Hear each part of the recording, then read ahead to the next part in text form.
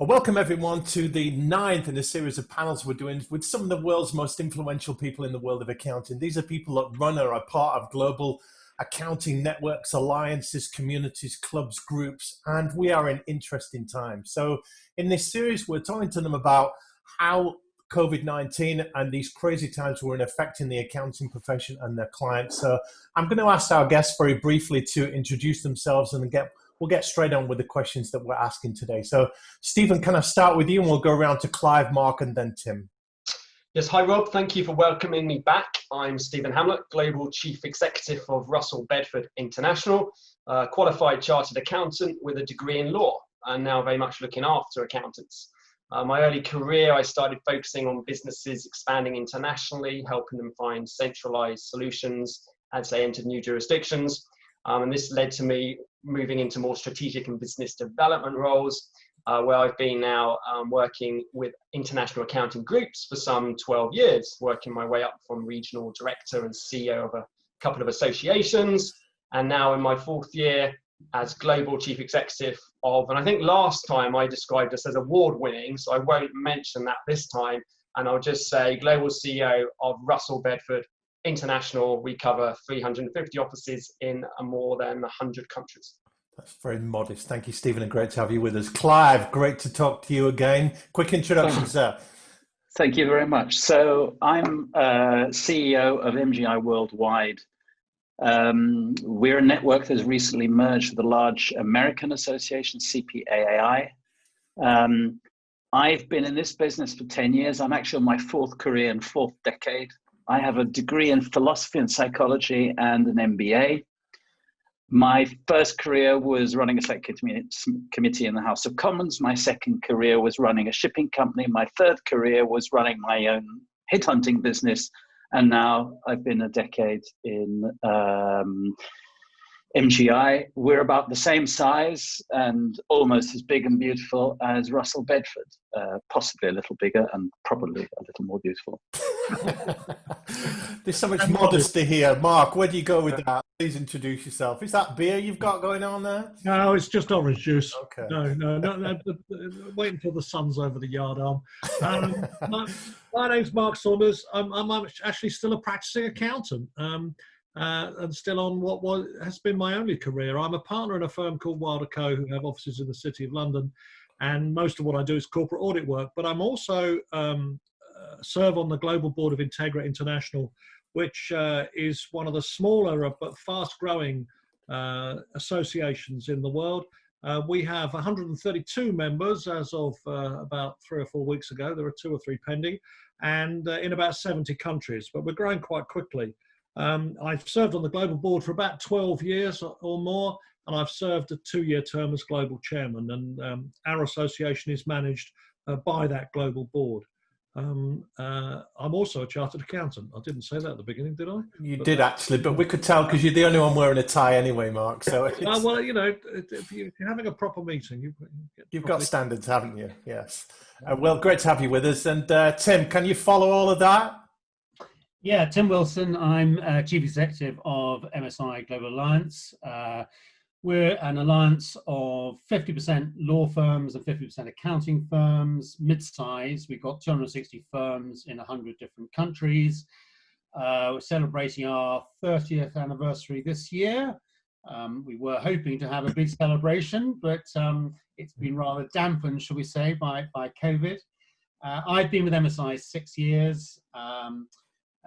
Before that, I spent about 25 years in the British Army, ran a task force of 1,000 soldiers in Iraq, served 3 tours in Iraq, Northern Ireland, Balkans, various other places around the world, and decided to leave the army a little bit earlier to cut my teeth in the commercial world. And here I am now, thoroughly enjoying my time with MSI, and great to be back with you again, Rob.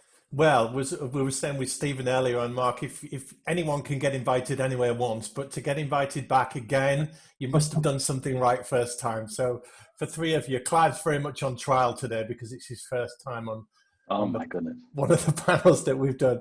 But listen, isn't it interesting how informal these are? Because we're all having drinks, we've got different backdrops. Clive's looks very exotic, but the bar has come down in some ways where we would have been in ties and suits and everything else, but we're in interesting times. So there's 5 areas we're going to cover today, gents.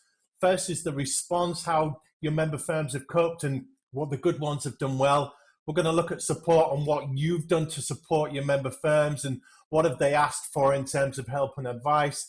Then we're going to touch on leadership and what COVID-19 has taught us about how firms are structured and their culture and how well they've been led. We'll focus a little bit on opportunities and recovery, and then we'll look very much into the future and what does 2021 look like. So, Stephen, let's start with you on this first question. How have your member firms coped with this pandemic, and what have the good ones done particularly well? I think the accounting profession at large has done remarkably well in this situation. And last time we met over a month ago, I touched upon the point being the traditional accountant being afraid of change, fear of anything different. And yet we have seen accountants being successful in adapting to this forced new situation, so remote working, virtual meetings, servicing clients even more than before.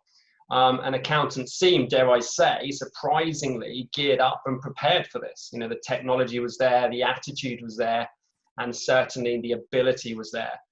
I've seen, I've been talking to a number of our firms worldwide, and the permanent communication with their teams and their clients has been tremendous. You know, proactivity going on.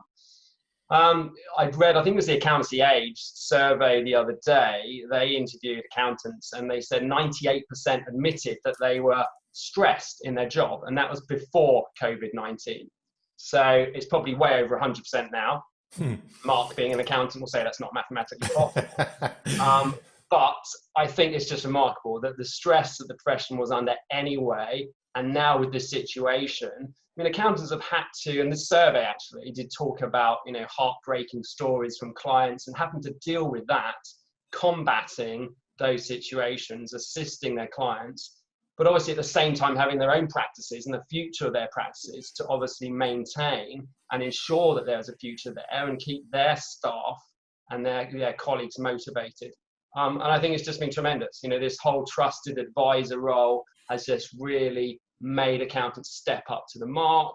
They've, this changing economic environment and landscape, and I've seen nothing but positivity and great things coming out of our firms. It's really has shown adaptability and the empathy that they're having with their people and with their clients. Sure, and accountants have been described, Tim, haven't they, as the health service for the front line of business, and they're in a critical situation now for supporting them. Tim, what have you seen in terms of how your member firms have coped with what's going on, and has anything stood out and stuff they've done well? I tend to agree with Stephen that I think I've been very impressed by what people have done. I think it does vary a little bit from country to country and the state of play in terms of where people are with regards to COVID. I think also state of play in terms of how far advanced they were technologically. So I think there are some parts of the world where people were not operating in the cloud. They were, they didn't have a ready supply of laptops. They were very much working, from the office and making that sort of leap to working remotely has been a significant challenge for them. But having said that, I think while some people have had a greater challenge than others, I've been really impressed by the fact that people have just rolled up their sleeves and got on with it. And I think that I know we'll come on to leadership a little bit later on, but I've been very, very impressed by the management demonstrated by a lot of our firms, the fact that they have been able to keep things going really very effectively, and have remained actually pretty optimistic and glass half full in a very, very difficult environment. Yeah. Mark, you're nodding there. You've been in this game a long time. Accountants should have learned from the global recession of 2008-9, but traditionally as a breed, they have been in the same business model for many years, the same ways of doing accounts for many years. They've not been particularly agile over time in adapting to things like this. How have your member firms coped? I think I'd agree very much with what Stephen said. most of us were in a good position. We had the laptops, we had the cloud accounting or virtual private networks that we could work from home, and we made the switch quite easily. But there were parts of the world, as Tim said, where perhaps they hadn't made that investment, and perhaps in some of the smaller firms, but they very rapidly came to grips with that. And the big issue was, as has already been said, keeping in touch with our clients, which is, if you like, the skill that we've always had to have. So communicating with clients and now communicating with our staff at a distance has been very important, taking responsibility, taking those tough decisions. And the empathy, which again has also been mentioned, with the problems that our clients have got, and sharing them and seeing if there have been solutions found elsewhere, trying to help people where you can, and giving people tough advice sometimes on the choices they've got to face, and supporting each other. I think the social network within Integra has been very strong. Certainly our very culture supports that, and therefore we've been very supportive of each other. There's been many phone calls, many Zoom meetings, which have really just been to say hello, find out how people are, and make sure that they're surviving well. Most of our members seem to be doing okay, so that's good news. But as you say, the last recession was bad. If we're going to have another one, this will be my 5th since I started in business, and I'm not looking forward to that. I think the one concern that I have in practice, and I'm sure a lot of my other colleagues in Integra around the world, is that although all the compliance work is still there, the transactional work has slowed up. And that's a good deal of what we earn these days. Yeah. So the sooner we can get back to face-to-face meetings and doing deals, the better. We will look at opportunities going forward, but you make a good point. And Clive, coming live to us from Portugal with that lovely backdrop. I suppose the people that we've got on this panel right now, Clive, is it really representative of the accounting profession? Because your member firms, they're all pretty proactive. They belong to a network like yours. They get the importance of collaboration and having people like you to lean on. But I've heard of award-winning accounting firms that have gone bust and some firms that have not fared well in all of this. So what do you see in the way accounting firms have coped? Well, I think we represent a pretty broad range. I mean, in all of our networks and associations, we go right from very small practices in quite difficult corners of the world to quite large practices in major economic centers. So it's a pretty broad range. Obviously, I don't think any of us can say that we represent everyone. There are massive differences around the world. So, you know, I was talking to one of our firms in the Democratic Republic of Congo. It's quite a large firm, and there is basically no cloud, no technology, no assistance at all of any kind from government, not even, you know, deferment of tax payments and so on. So the conditions there are absolutely dire. On the other hand, and for example, in the United States, actually there's been a boom because a lot of our members have been busier than ever helping their clients get access to all the various government assistance and programs. So it has been massive, but clearly there are also huge differences even within countries among firms. Some are very proactive. Some were in a very possibly already a tight cash position, and cash is absolutely the question. And has been a difficult issue, and so finding it more difficult. But generally speaking, I agree with everyone else. I've been impressed by the creativity and energy that firms are putting into dealing not only with their clients' survival and growth, but their own survival. It's very interesting and very useful exchanging experiences around the world, because whilst the sort of context in each country is different, a lot of the specific challenges are much the same. You know, cash, staff, future work. Yeah. Tim, just an add-on to that, you represent legal firms as well. Have they been any different to the accounting sector? Not particularly, not in terms of their approach. I mean, I think that they, you know, I mean, if you talk to a legal firm, they would say that, you know, they're getting heavily involved. I mean, their bankruptcy, you know, branches are extremely busy at the moment, insolvency, those sort of things. Other areas have gone very quiet, but I think in terms of the practice management, you know, very similar, and you know, they've been pragmatists and again rolled up their sleeves and got on with things, really. Yeah. Mark, I wrote down a word while you were talking, and it was collaboration. As you started to touch on some of the ways that you've supported your member firms. And this is not a time for an accounting firm to be isolated, is it? This is a time for getting together, sharing best practice, sharing ideas, and it must be vital to be part of a network or an association or alliance. How vital has your support been, and how have you helped your member firms? Absolutely, I'd agree with you totally. Just being able to pick up the phone and talk to somebody. I think I'm glad of the fact that for me personally, I've attended so many of our conferences over the years that I actually know a lot of these people, and they know that they're able to talk to me and I can talk to them. So we have that confidence of dealing with each other, which is built over the years of building up those relationships. And I think that is a tremendous strength that all the networks and associations have. And that's probably, we're probably reaping the benefit of that right now. In terms of specific response, our central organisation is reaching out to the members, making sure that there is a weekly newsletter, letting them know what's going on, keeping them informed, putting stuff on the website. I mean, they're encouraging all of the members to make available whatever they're putting on their local websites as to all the information in the local country available to all the members internationally. So we're all sharing in that. And I think that's gathered a bit of momentum and also made people feel that they're not alone and that there are people out there that can help them. And if there is another way of doing something, then people are prepared to look at it and consider whether they can apply it in their own countries. Yeah. Stephen, I'm mindful of a quote by Harvey Mackay, who wrote Swim with the Sharks, and he said, dig your well before you're thirsty.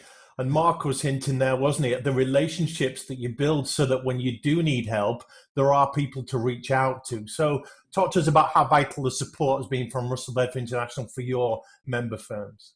Yeah, no, absolutely agree with everything Mark said. It's all about relationships. I mean, that's one of the biggest selling points we have when we're trying to recruit new members. You know, it's not just a name and a directory. You know people, you know you can trust them, you know you can trust them with your best clients because you've built up those relationships. So in a time where we can't physically travel, we've been doing everything else that we possibly can. We've been having technical, professional web conferences, but also we've been having happy hours. We've been having sessions where we can just chat amongst ourselves, share issues and what people are going through. Because if nothing else, you know, this situation has helped people realize that you might be physically alone, but togetherness, remote togetherness, is more important than anything right now.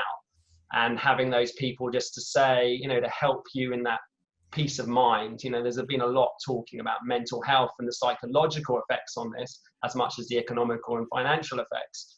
And that's really important. So we've been having web conferences, the happy hours. We've been putting a whole load of advice initially on the COVID situation globally. We still have a daily update on that, but it's more the togetherness. It's more putting people in touch with fellow members around the world going through the same, as Clive said earlier. You know, we're in different parts of the world, but generally a lot of the challenges are mirrored. They're pretty much the same things, but to different scales. And to be able to have someone just to have a Zoom conversation with, to say, look, what are you doing in this situation? How do I handle this? You know, and people to realize they're not alone. Everyone's going through the same thing. Yeah, I'm glad you brought up the mental side of it. And Clive, I chaired a panel recently around with someone that had faced suicide and depression as a top 4 accountant.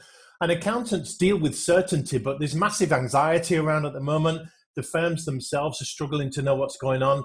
Accountants are now being asked to be therapists and counselors in dealing with their own clients and business owners that are going through a lot of anxiety. So how important is it that they've got a network and alliance to lean on like MGI in these times? I think it's very interesting that you raised that. I mean, I agree with what Stephen and Mark have said. I mean, I'm aware that the reality of a member being a network is, for most member firms, their membership of a network, and it's, you know, however good or bad you are, it's not the daily focus of their lives. So we had to look at how can we actually add something to their businesses. But one of the first phase, we've had a huge number of sort of global and regional calls. I mean, somewhere around 50 webinars and calls. The first focus was exactly on how do we cope with this? Help. This has happened. It's new to everyone. How do we as individuals as well as firms cope with it? How do we look after our staff? And one of the most successful series of 3 webinars we had was where we invited the leading psychologist actually to help us with this and to remind accountants who actually is, you know, there are people who are going to go through the kind of thing you're talking about. It isn't easy in isolation, either because you're completely by yourself and isolated, or suddenly you're in the stress of having your family all around you and you don't have a proper space. So we focus a lot on that. We have a COVID-19 information hub with a big section on the psychological problems.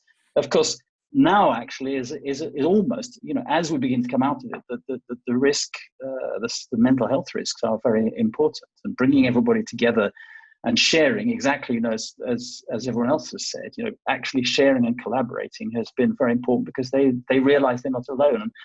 And a lot of members, just like everyone else, have found it very useful to be talking to people from all over the world, and probably not just next door, but in another continent. Yeah. And we've been very we're aware of that. Of course, our focus now is how are you going to bring your business out, what the future is, rather than how are you coping with it now. But I'm still well aware that those problems haven't disappeared immediately.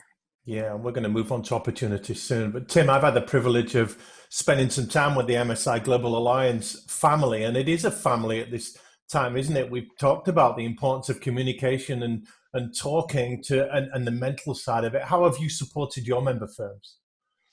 Yeah, it's very interesting listening to the others there, because I think all of our organizations are pretty similar and have been pretty similar. And I think that we've looked at maybe sort of 2 touch points in the year for people, where they may go to a global conference, they may go to a regional conference. They will clearly sort of contact on a one-to-one basis for referrals over the course of the year. But I think that, where everyone has been up against this significant challenge, where I think we've hopefully provided a bit of value add, is that ability for people to actually reach out and share problems and identify some solutions. And I think that this is where the virtual space, I think, has been really powerful, because we've run a huge number of virtual meetings, which might be this sort of number. They may be up to about sort of 20 or so. They may be sort of much bigger webinars, in the way that Clive was just talking about earlier on. But all of them provided additional touch points and ability for people to learn through MSI. And furthermore, it's not just the same old faces that one's seeing. We're seeing additional people. And so I think there are other people who are members of the firm who maybe at sort of associate levels, of senior manager level, who likewise are able to tap into the strength of MSI or any of our associations' networks, and learn in the process. And so I think this whole element of friendship, and I think Mark spoke about this earlier on, is massively important. But I think it's been reinforced through all of this. And I think in a way, we've sort of gone through it all together. And I think, to echo what Clive has said, the next thing is, how are we going to come out of it together? Yeah, we'll come on to that. So get your ideas ready. Clive, you've been a leader in different sectors and with your colourful career portfolio. Let's talk about leadership. Has your leadership changed, and what have we learned from the way accounting firms have been led throughout these troubled times?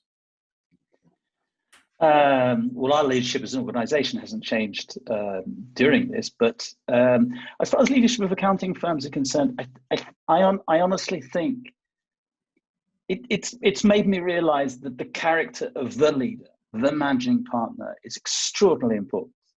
Just to give you an example, one of our most impressive firms throughout this period, in terms of their engagement with other firms and engagement with MGI, has been our biggest firm in South Africa, based in Cape Town, where the leader, the managing partner, is an extraordinary character who started off by doing a video call to all his staff, dressed in a suit and tie, in his impeccable kitchen. And he was talking about all sorts of things and explaining what was going on. And right at the end, serious face, he said, "Oh, I've just forgotten something." He got up, went over to the other side of the kitchen. You could see he was in his boxer shorts. And basically his message was, look, the world has changed. We are all struggling. It is difficult for all of us. We are at home. We have kids. We have dogs. And that leadership was really inspiring. And actually, he encouraged all his staff to get involved. We had trainees from that firm getting involved. And actually, getting engaged and asking questions. So I think what Tim was saying about having people from all levels was extraordinary. And so the leadership, another firm that I can think of has been extraordinarily creative about how they can come out of this. So leadership is really, really important, and you can spot the leaders that are really creative and thoughtful. Yeah. Yeah. Stephen, I'm tempted to ask you to stand up, show us if you're in your boxes. I'm wearing shorts. But Clive makes a really good point. It is about being vulnerable and admitting that we are in unusual times. We've not faced this before, have we? No, and I think, again, going back to the traditional accountant, the number people, I think the leaders of today have very remarkably come out to say we're not numbers people. Well, we are numbers people, but there's also other elements to our characteristics that are really required right now. So that adaptability and that flexibility. There are the people, obviously, in accounting firms, the technical people who you need. And obviously they will always be there, and that's fine. But the people leading the firms have really shined and shown that they are people. And again, it's looking after number one, looking after their teams. And I think, a lot of people use the airplane analogy that you put your air mask on first before you help others. So it's making sure that your own house is in order, that you're looking after the talents and your colleagues and the motivation, helping them and making sure that they are confident and have the hope for the future. And then once you've got that, you go to your clients and make sure that your clients are being looked after properly. So, we've had a number of video meetings where the leaders have talked about putting their people first, regularly communicating. And it's all about communication with your people and with your clients. So it's regular and effective communication. And just like Clive was saying, having leaders, having a little bit of humor on the phone, on the line there on a Zoom call or whatever, but just adding that personality, because that's what people need right now. They need people to keep their spirits up. They need them to keep them motivated so they can do that client servicing that they need. So I've been very impressed with the leaders that I've seen amongst our firms around the world. Tim, it is a delicate balance, isn't it? As Stephen was hinting, you've got to look after your own staff, because without them, you haven't got a firm, but you've also got to look after your clients. There's a whole lot of anxiety about, as we said, and this is a time for strong leaders. And beyond being honest, I've not seen it in every accounting firm. What's your take on leadership? Yeah, I touched on a little bit earlier on about the whole aspect of management. And I think that where a lot of firms have been very strong on is management. So they've got systems in place, the processes in place, they've made sure people have got their laptops to be operating remotely. They've worked out, communication is important. I think that the leadership aspect is probably a little bit more mixed, I would say. I think that, that some people communicate very, very effectively. And I think that some people maybe go through the process of communication, but some people are really getting a message across in a very sort of dynamic, charismatic, visionary way. And I think that's what often sets aside a leader. I think also it's the way people deal with their staff. And I heard yesterday wonderful story of, people, one particular managing partner sending out goodie bags, to people at their home, and also that this was in the States, and they have a sort of small group of people who've remained in the office throughout the whole process, and they've basically frozen any form of pay rise or anything this year, but those people who have carried on in the office are going to get a little bit of a lift. And so little things like that, I think, go a long, long way, and being able to sort of really recognize where recognition is due. But I think the thing which sets the leadership aside particularly is looking over the horizon a bit and determining what is going to happen post-COVID. And the ones who are able to learn the lessons of COVID and say, well, we need to operate differently. We need to operate differently from an internal point of view. That may be that we go to 50-50 remote working, whatever it may be. But I think it's also, again, looking over the horizon in terms of looking at clients. And this comes back to your key point that, the really good ones have remained focused on business development, to continue to market, and have continued to reach out to their clients to make sure that they are there to support them throughout, and to try and work in partnership as to see how they can work together as they come out of this together. Yeah.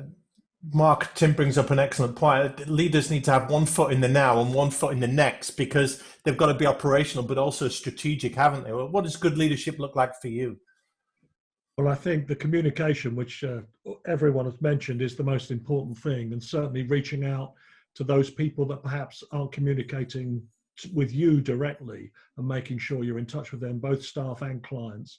And I've found that that's been important. Also, I think the other comment about coming across different people that you haven't dealt with before, I've probably connected with half a dozen more people in firms where usually there was a different contact, and people are taking part more, I think, in those discussions, which is good news and good for the future as well. I think in terms of leadership, those people that were running the kind of firms within Integra, I think are already quite unusually dedicated and competent leaders, and most of them stepped up to the plate very quickly. Their communications were clear and strong, and they took decisions that were appropriate. The other comments that people have made about how it's different in different parts of the world, again, quite clear.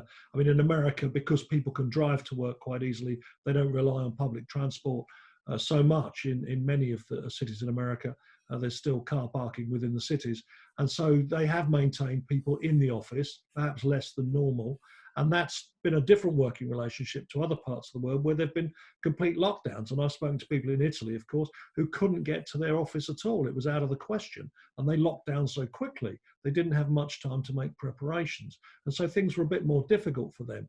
But again, the managing partners, the leaders of those firms, have been communicating with their people and gradually sorted out those issues so that they could carry on.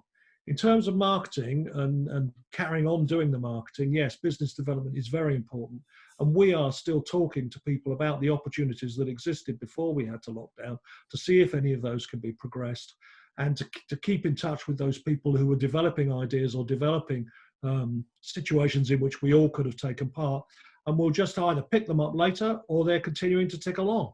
And I think that is important, to keep that positive attitude going throughout this pandemic until we can get back to, well, I don't like the new normal. I think I said this to you last time, Rob. I like this phrase, fresh start, that my friend Kate came up with. And that's what I'm looking forward to, a fresh start. Yeah.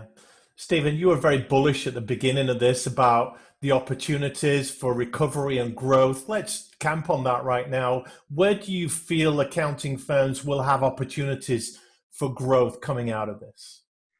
I think we're already starting to see signs of, a light at the end of the tunnel.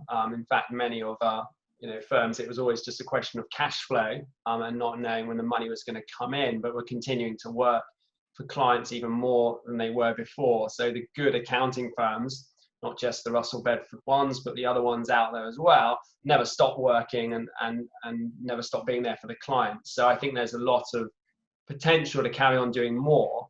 Obviously, those accountancy firms, I like to think it's the ones that are connected with international firms in networks or associations, are really looking after the clients, and the clients are going to remember that. So there's opportunities at the end of all of this to help them with restructuring, looking at the future, looking at the next steps, the next stages.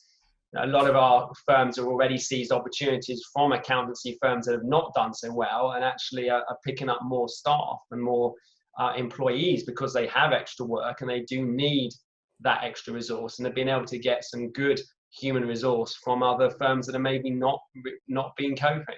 I probably see a lot of, in the sort of short to medium term, perhaps more M&A opportunities for clients and also for accountancy practices, looking at absorbing maybe businesses that haven't really done so well. So I think, again, the togetherness, there may be opportunities there, and just a lot more trusted advisory work for the accountants to pretty much look at the businesses of their clients at the end of all of this, as they come towards the end of all of this, and what's the next step.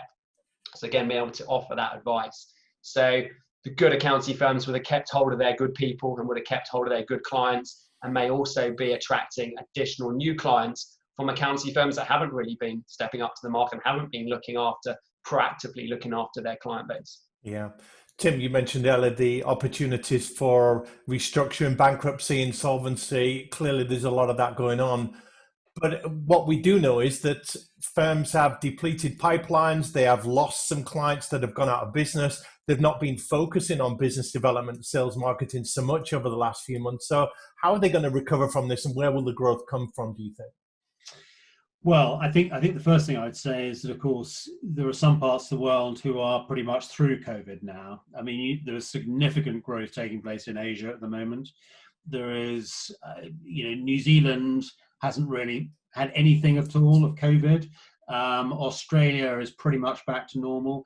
And actually, even in parts of the States, it's pretty much back to normal as well. I think that it's very easy to look at things through a UK lens, and I think the UK is a very different position to a lot of other countries, even in Western Europe, actually. And I see Clive nodding from his Quinta in Portugal.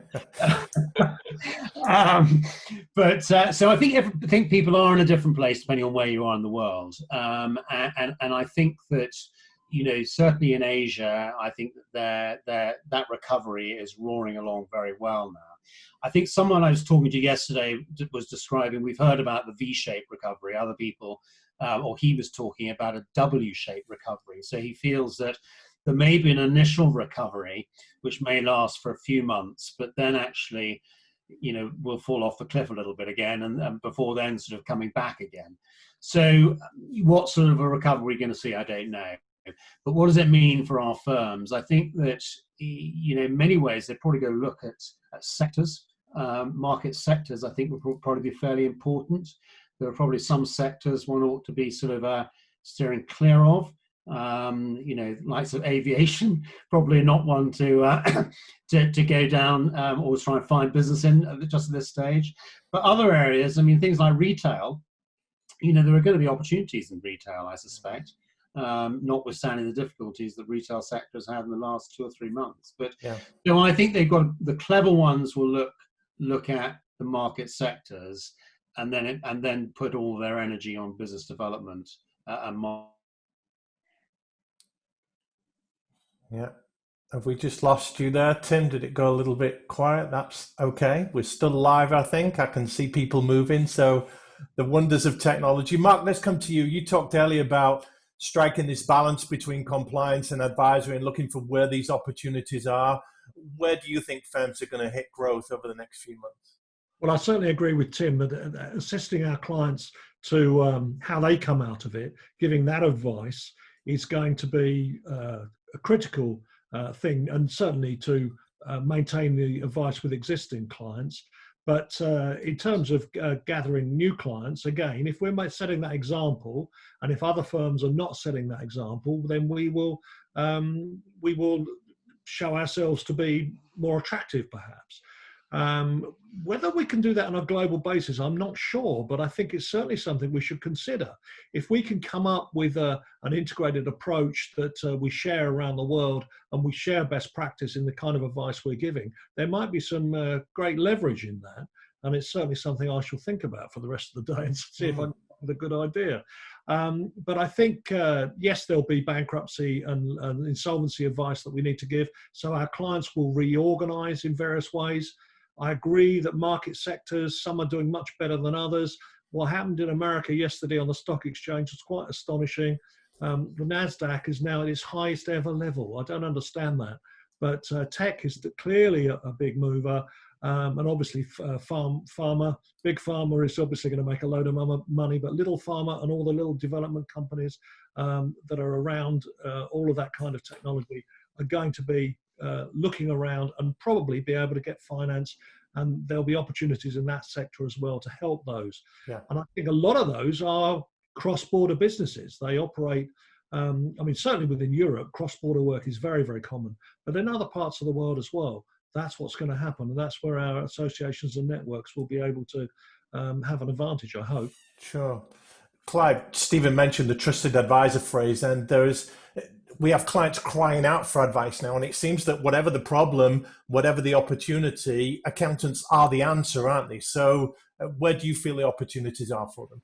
Well, I think it's interesting. There's a confluence of two things that have been changing. I mean, all of us, I'm sure, before COVID, was spending probably the last 4 or 5 years talking to a blue in the face about the technological revolution, and that we're going to have to move, that our firms will be moving away from a lot of the standardized compliance work into being trusted advisors, into consultancy, into having a different relationship with their clients. And I think Mark said a lot of interesting things there, and I think one of them is about leadership. We were talking about leadership earlier on. I think the really inspirational leaders are the one who, going back to the mental health, if you like, thing, have used empathy with their staff and with their clients. Because I've seen firms who the first thing they did is cut all the clients who aren't going to pay, get rid of as many staff as they could. They're not going to have fun getting back those clients, and they're certainly not going to have fun recruiting. The ones who've done everything to be empathetic are the ones who are going to be best placed to develop those relationships with clients. For those clients who've gone through a really tough time, maybe paying very slowly or even not at all, they will be the one, once things take off, who will be ready to take that very special advisory role. And I know I can think of firms who've had actually a very deliberate strategy to do that and are beginning to, even at this stage, to reap the benefits, because the new relationship that has been built through the crisis ties in with what needs to be done to build on the technological future we're facing. Yeah, I'm glad you brought up technology. We're coming into land now, gents, and I'll come to you first, Tim, on this question, but get your crystal balls out. What's coming up next for the remainder of 2020 and even 2021? We know we're heading into a recession. We know that loans have been taken out are going to become payable. We know that deferred tax bills are going to become payable. We are in for a rough ride. Technology is going to play its part, but what's your prognosis for the next 6, 12, 24 months? God, that's a good question. Are you a futurist? What do you know? What do you know? Well, yeah, I mean, I slightly come back to what I said earlier on in terms of, how much of a recession is there actually going to be? I mean, Mark mentioned NASDAQ earlier on, and, the unemployment rate, in the States, has been very poor, but the recovery has been significant this last month. So is there going to be a roar back? And, I'm a bit of an eternal optimist, and I just hope that we will get some sort of a recovery. And yes, I think there will be casualties along the way, unquestionably. Businesses will go to the wall. People will lose jobs, unfortunately. But I do think there will be a recovery. I would love it to be a V-shape or even a W-shaped recovery. I wouldn't want it to be a U-shaped recovery. Crystal ball, I actually think that a year from now, we will be pretty much back in the position that we were pre-COVID, would be my estimate. Okay. Well, Mark, according to Tim, recession, what recession? It's not really going to affect us. What do you think? Well, Tim, I'm sure we'd have a good time together, because I'm also an optimist, and I do believe it will bounce back. There are some surprising things happening, and I think that if the right choices are made by people, then things will happen quickly. I think a lot of people have been shocked by this. A lot of people have probably sat back and thought, now what can I do to make sure it doesn't happen again? Or how can I protect myself? And that will lead them into new ways of maintaining their business, of making it stronger. And that will lead to a better recession. I spoke to an estate agent on Friday, and he said that all of his lettings were just flying out the door.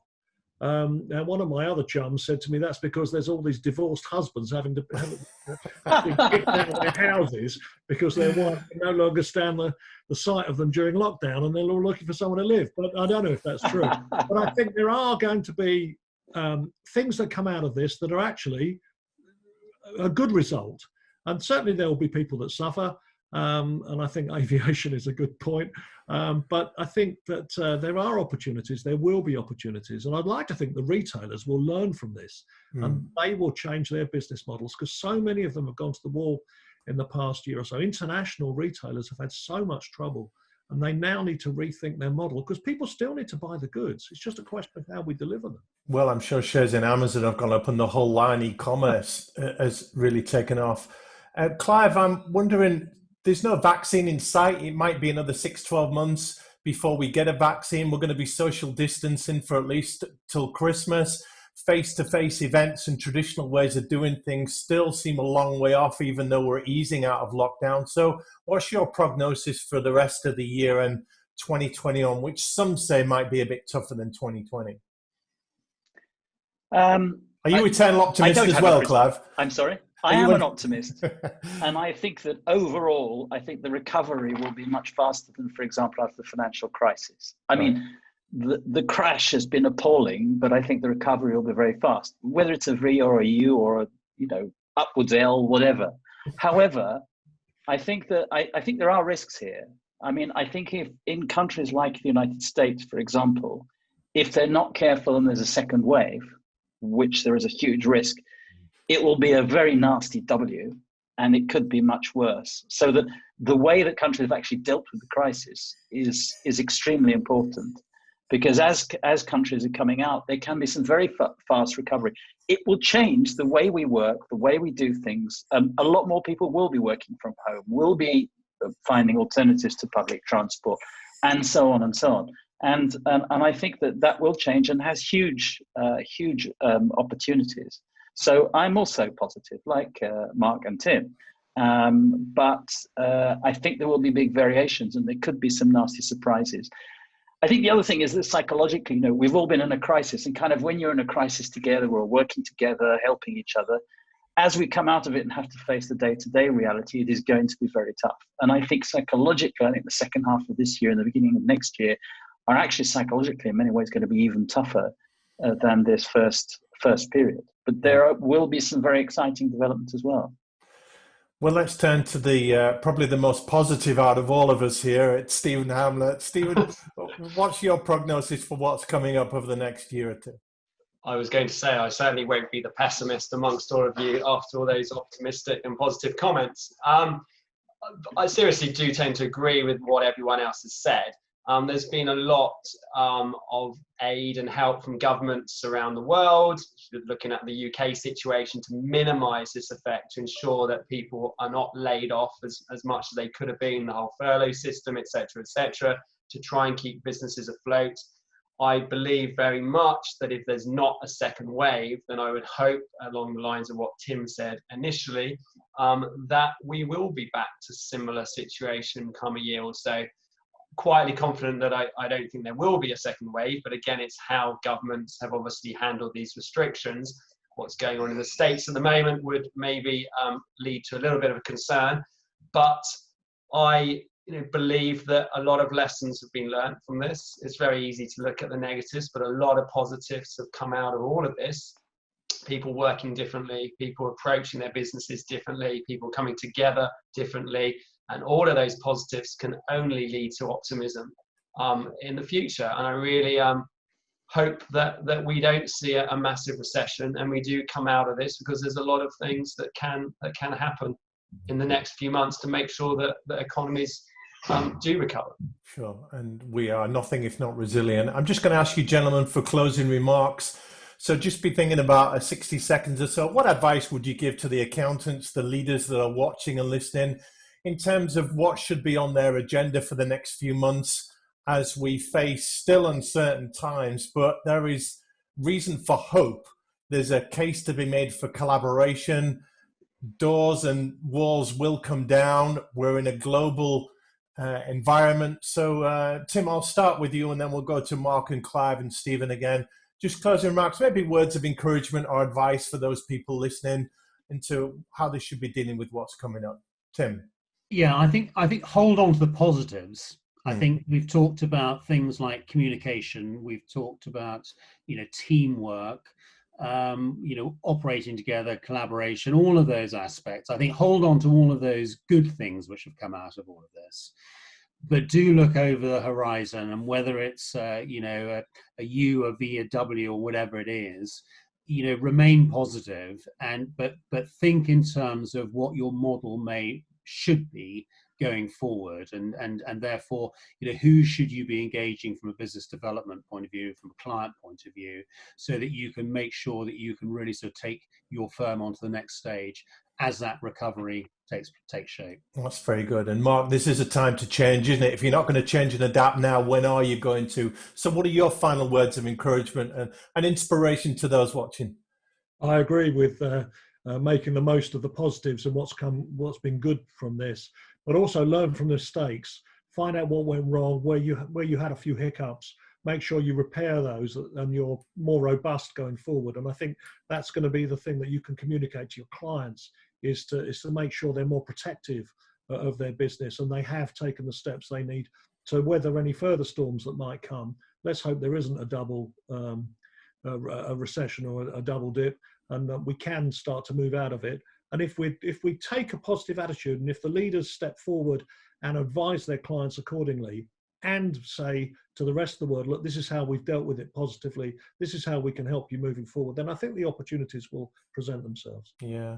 Clive, when the dust clears and the smoke settles and the fires go out, this is a good game to be in, isn't it, accounting? What's your final words of encouragement for those watching? I think it is a good game to be in, and I think the thing is, I mean, what everyone has said before, I mean, I agree with. I think there's a lot to build on. I think in particular, our firms have built an intimate relationship within staff and with their clients, intimate and informal relationship that wasn't there before. I mean, there is nothing like going through a crisis. And who do companies go to in a crisis? It's their accountants. And those relationships is something really important to build on. And if you've been using that, developing that, doing all the things that we've talked about, I think together with actually the technological acceleration we've all had to go through, I think that there are huge opportunities, and we should be building on that. And I think that that's extremely positive for the future. And I think that if you're building on those relationships and not going backwards, and I think Mark's right to say, yes, there are lessons to be learned, but I think if we use those, what we've learned now, I mean, I think it could be extremely positive. Yeah. Well, Stephen, it's Tim that's got the military experience in this group, and he's used to leading troops over the top and into battle. But what's your rallying war cry right now for people watching? As I have said before, I don't see Covid-19 as taking accountants off onto a different path, but accelerating the path that they were already on.